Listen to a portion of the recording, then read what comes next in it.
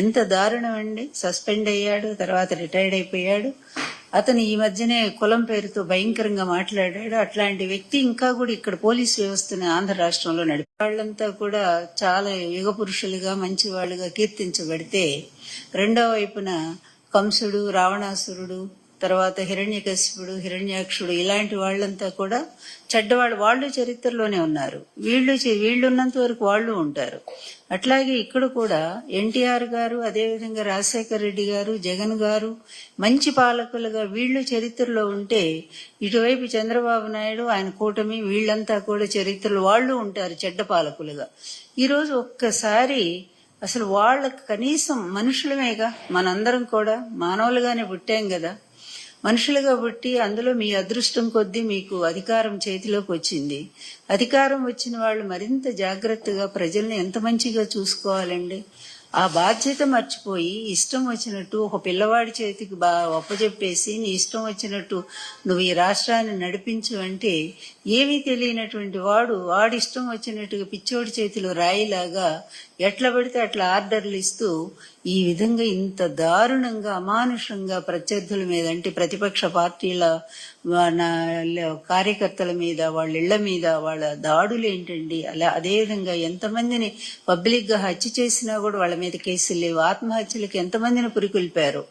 సరే, ఈ విషయాన్ని పక్కన పెడితే ఇది ఒక పరిపాలనేనా? ప్రజాస్వామ్య వ్యవస్థలు బాబు గారు నేను చాలా సూటిగా అడుగుతున్నాను చంద్రబాబుని. ఏమండి బాబు గారు, మీరు ఎక్కడి నుంచి వచ్చారండి? ఎన్టీఆర్ గారు అల్లుడుగానే కదా వచ్చారు. ఎన్టీఆర్ గారు ఇప్పటికి కూడా సువర్ణాక్షరాలతో నిలబెట్టుకోదగినటువంటి ఒక మంచి పరిపాలన అందించారనే కదా ఇప్పటికీ ఆయన కోట్లాది మంది అభిమానులు నీరాజనాలు వెలుగుతున్నారు. మరి మీరు పోతే మిమ్మల్ని ఎవరన్నా అనుకునే వాళ్ళు ఉన్నారండి? మీ కనీసం మీ పీడ పోయింది అనుకునే వాళ్లే తప్ప ఎవరో ఇక కొద్ది మంది మాత్రం మీ వల్ల లబ్ధి పొందినో మీ బినామీలు వాళ్ళు బాధపడతారేమో గాని మరి ఎవరు కూడా మీ గురించి బాధపడే ప్రశ్న లేదండి. నేను ఒక్కటే అడుగుతున్నాను, మీకు 75 ఏళ్ళు దాటిపోయి 76 ఏళ్ళు వచ్చాయి. మరి అదేవిధంగా మీ ఆరోగ్యం కూడా ఏం బాగాలేదు. ఇది మీకు లాస్ట్ అధికారం అండి. ఈ చివరి అధికారంలో చివరిలో ఉన్నారు, వయసులో కూడా చివరిలో ఉన్నారు, ఒక అస్తమయ దిశలో ఉన్నారు. ఇలాంటప్పుడైనా సరే కొంచెం జ్ఞానం అండి, జ్ఞానం కలిగి నాకు మళ్ళీ భగవంతుడు ఒక అవకాశం ఇచ్చాడు పరిపాలించడానికి. ఈ ప్రజల్ని ఇప్పుడైనా సరే నేను మంచిగా చూసి, ఇన్నాళ్ళు ఏదో పనులన్నీ చేశాను, ఎన్నో అరాచకాలు చేశాను, ఎన్నో అవినీతి పనులు చేశాను, సొంత మామనే చావుకు దగ్గరగా తీసుకెళ్లాను, సొంత అత్తను రోడ్డు మీద పడేశాను, ఎప్పుడు అక్రమాలతో, అన్యాయాలతో, అవకాశవాద కూటములతో అందరితో ఇష్టం వచ్చినట్టు, అక్కడ ఒక పాలసీ లేదు, ఒక విలువ లేదు, ఒక నీతి లేదు, ఒక న్యాయం లేదు, అలా ఇష్టం వచ్చినట్టుగా అందరితో కూడా మరి కూటమి కట్టాను. నేను వాళ్ళని తిడతాను, మళ్ళీ వాళ్ళతోనే చేతులు కలుపుతాను. చివరికి ఏ పార్టీ, తెలుగుదేశం పార్టీ కాంగ్రెస్ కు వ్యతిరేకంగా పుట్టిందో అదే కాంగ్రెస్ వాకిటి కూడా తెలుగుదేశం పార్టీని తీసుకెళ్లి నిలబెట్టాను. ఇన్ని నీచ పనులు చేసి, ఎందుకంటే అధికారం కోసం. అధికారం ఎందుకంటే లక్షల కోట్లు సంపాదించడం కోసం. అంతే తప్ప నీ పాలసీలో, నీ బుక్లో ఎక్కడా కూడా ప్రజాస్వామ్యం అనే పదానికి అర్థం లేదు. అదేవిధంగా ప్రజలను మంచిగా చూడాలనేది ఇప్పటి 95 నుంచి నువ్వు ముఖ్యమంత్రి అయిన దగ్గర నుంచి ఈ 2025 4 సార్లు అనుకుంటాను ముఖ్యమంత్రి అయింది. ఈ 4 సార్లు ముఖ్యమంత్రిగా ఉండి నువ్వేం చేశావు? ఇప్పుడైనా ఒక్కసారి ఆత్మవిమర్శ చేసుకోవా బాబు? ఇక్కడ సమాధానం చెప్పకపోయినా అక్కడైనా చెప్పుకోవాల్సి ఉంది కదా. అబద్ధాలతో జీవితం అంతా గడిపావు, అదే అబద్ధాల కోటలో జీవిస్తా ఉన్నావు. ఇప్పటికి కూడా నువ్వు ఆడినటువంటి ఇన్ని అబద్ధాలు, లక్షల అబద్ధాల్లో ఏ ఒక్క అబద్ధాన్ని ఎప్పుడైనా సరే నువ్వు ప్రూవ్ చేయగలిగావా? నానాడు లక్ష్మీపార్వతి దగ్గర నుంచి ఈ రోజు జగన్మోహన్ రెడ్డి వరకు కూడా ఎన్ని అబద్ధాలు ఆడావు. నిన్నగాక మొన్ననే కదా తిరుపతి లడ్డూ విషయంలో పెద్ద అబద్ధం ఆడావు. అదేవిధంగా ప్రతిదాని మీద ఒక అబద్ధం ఆడుతూనే ఉన్నావు. అట్లాగే పరిశ్రమల మీద అబద్ధం ఆడుతున్నావు. పరిశ్రమలన్నీ జగన్ గారి హయాంలో వస్తే వాటన్నిటికి తీసుకెళ్లి నా హయాంలో తెచ్చుకున్నాను. ఇట్లా ప్రతి క్షణం కూడా అబద్ధాలతో బ్రతుకుతున్నటువంటి నీకు మనస్సు అనేది అసలు లేదనుకుంటాను. బహుశా ఉంటే ఒక్కసారి ప్రక్షాళన చేసుకోవడానికి ప్రయత్నం చెయ్యి. నీ కొడుకును దారిలో పెట్టు. ఎందుకంటే నీ కొడుకు విచ్చలవిడిగా, ఎట్లా దున్నపోతులాగా విచ్చలవిడిగా ప్రవర్తిస్తా ఉన్నాడు రాష్ట్రంలో. అతని అరాచకాలు మామూలుగా లేవు, అతని అవినీతి కూడా మామూలుగా లేదు. అందుకే యథా రాజా తథా ప్రజ, యథాపిత తథాసూత అనేటువంటి ఒక సామెత మీలాంటి వాళ్ళని చూసే పుట్టింది. ఎక్కడైనా మంచి వాళ్ళకి మంచి కొడుకులు పుడతారు, చెడ్డ వాళ్ళకి చెడ్డ కొడుకులు పుడతారు, ఒక్కోసారి చెడ్డ వాళ్ళకి కూడా మంచి కొడుకులు పుడతారు, అదేవిధంగా మంచి వాళ్ళకి చెడ్డ పిల్లలు కూడా పుట్టొచ్చు. కానీ మీ సంప్రదాయంలో, నారావారి సంప్రదాయంలో చెడునే ప్రోత్సహిస్తూ, అబద్ధాలనే ప్రోత్సహిస్తూ కంటిన్యూగా ఈ ప్రజలు ఏం తప్పు చేశారనండి, వాళ్ళు ఇష్టమైన వాళ్ళకి వాళ్ళు ఓటు వేసుకోకూడదా? వాళ్ళకి న్యాయం చేసిన చోట వాళ్ళు చెప్పుకోకూడదా? అలాంటి వాళ్ళ మీద ఇంత కక్ష సాధింపు చేస్తా ఉన్నాడే నీ కొడుకు, ఇప్పుడైనా నువ్వు నియంత్రించవా?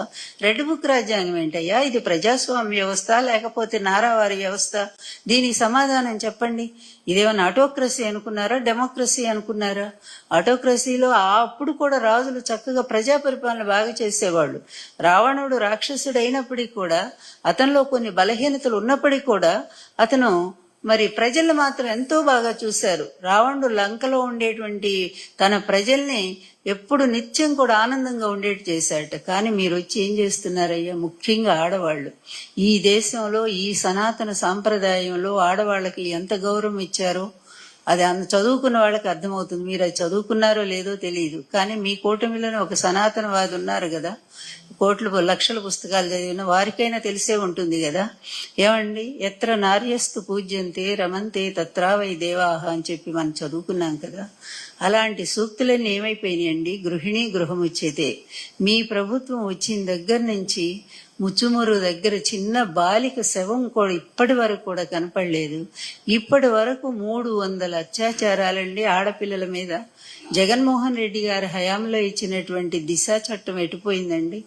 ఆ రోజు ఒక్కళ్ళకి జరిగినందుకు, అదేవిధంగా పక్క రాష్ట్రంలో జరిగితే ఎక్కడో మరి నిర్భయ అనుకుంటాను, అక్కడ జరిగితే ఇక్కడ స్పందించి ముఖ్యమంత్రి గారైన జగన్మోహన్ రెడ్డి గారు దిశ చట్టాన్ని తీసుకొచ్చి అది సెంట్రల్ గవర్నమెంట్ కూడా పంపిస్తే వాళ్ళు ఇంకా యాక్సెప్ట్ చేయలేదనుకోండి, అయినా సరే దిశ యాప్ ద్వారా కోట్లాది మంది ఆడపిల్లల్ని మరి అది డౌన్లోడ్ చేసుకునేటట్టుగా, తర్వాత దిశ పోలీస్ స్టేషన్లు తీసుకొచ్చి ఎక్కడికక్కడ మహిళలకు రక్షణ కల్పించి, ఎప్పుడైనా సరే మహిళల మీద ఇంత అన్యాయం జగన్మోహన్ రెడ్డి గారి హయాంలో జరిగిందండి? సిగ్గుపడరా అండి? మీ గవర్నమెంట్ లో ఇలాంటివి జరుగుతున్నాయంటే అది ఎవరికండి మచ్చ? మీకే కదా. నిన్న ఒక మహిళ, లక్ష్మి అనేటువంటి మహిళ, తిరుపతిలో నిజంగా ఆ అమ్మాయిని చూసి బాధపడని మహిళ లేదండి ఈ రాష్ట్రంలో. ఆఖరికి మీ పార్టీ వాళ్ళు కూడా, చెప్తున్నాను కదా, జనసేన వాళ్ళు, అదేవిధంగా టీడీపీ వాళ్ళు, అందరూ అన్ని పార్టీల మహిళలు కూడా చాలా బాధపడ్డారు. పాపం ఒకళ్ళ చేతిలో నమ్మి భర్తను కోల్పోయి ఒంటరిగా ఉన్నటువంటి ఆమె ఒకరిని నమ్మి, ఒక మోసగాడిని, ఒక వంచకుడిని నమ్మి వాడి చేతిలో తన జీవితాన్ని, తన ఆస్తిని కూడా పెడితే ఎంత దారుణం అండి అది. ఆమెకు న్యాయం చేయకపోగా తిరిగి ఆమె మీద లేని ఎక్కడో కేసు తీసుకొచ్చి పెట్టి, ఇక్కడ కాదు అప్పటికప్పుడే రాజస్థాన్ నుంచి పోలీసులు వచ్చేస్తారండి. ఇక్కడేమో మరి ఇన్ని అత్యాచారాలు చేసి, ఇన్ని అన్యాయాలు చేసి, ఆడపిల్లకి అన్యాయం చేసిన వాడు రోడ్డు మీద బ్రహ్మాండంగా తిరుగుతా ఉన్నాడు. వాడేమో నిరపరాధా? అతను ఏ తప్పు చేయలేదా? పాప మా అమ్మాయి తప్పు చేసిందా? ఇదే అండి మీ రాజ్యాంగం? ఇదేనా అండి ప్రజాస్వామ్య వ్యవస్థ? ఏం బాబు గారు, మిమ్మల్ని అడుగుతున్నానండి నేను. ఎందుకంటే మిగిలిన వాళ్ళంతా మీ క్రింద వాళ్ళు మీరేం చెప్తే అదే వినేటువంటి వాళ్ళు. మొత్తం ఆ అధికారం మీరు కదండి. ఆంధ్ర రాష్ట్రం అంతా మీ పాలన, మీ చేతిలో ఉంది. అట్లాంటిది మీరు ఆర్డర్ ఇస్తే నిమిషాల్లో అక్కడ న్యాయం జరుగుతుందండి. అట్లాంటిది ఎందుకు సైలెంట్ ఉన్నారండి? ఇట్లాంటివి ఏదైనా మనకు సంబంధించిన మన బంధువులు ఎవరికైనా జరిగితే మనం భరించగలమా అండి? అసలు ఎంత బాధ కలుగుతుంది ఆలోచించండి బాబు గారు.